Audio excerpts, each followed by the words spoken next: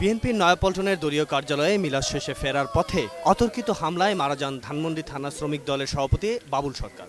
Dhaka medical college মর্গে তাকে ঘিরেই স্বজন আর দলীয় নেতাকর্মীদের আহাজারি।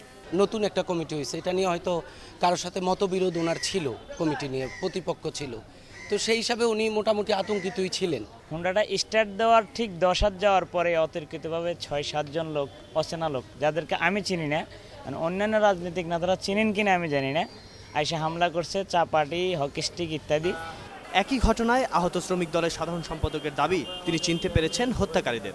মিলাদের মতো আমি দেখেছি বদরুল আলম সবুজ ভাই হাতের ইশারা দিয়ে সে আমাকে দেখাচ্ছে, পিছনে যে ছেলেগুলো দাঁড়ানো ছিল বা বাবুল ভাইকে দেখাচ্ছে, তার ইশারায় ওই ছেলেগুলা এবং তার সাথে আরও কিছু লোক ছিল আমাদের কাছে হামলা চালায় আর কি। পুলিশ বলছে নতুন কমিটিকে ঘিরেই দলীয় কোন্দলের শিকার বাবুল। এইটা মূলত হলো তাদের এই যে কমিটি নিয়ে, কমিটি এবং অন্যান্য আরও অনেকগুলো কারণ আছে। ফেসবুক আমরা বিভিন্ন সোর্সের মাধ্যমে তথ্যগুলো পাচ্ছি।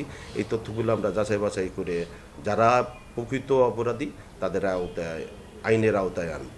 অচিরেই দোষীদের গ্রেফতার করা হবে বলেও জানান তিনি। রাফিজ আদনান আদেল, 21 টেলিভিশন, ঢাকা।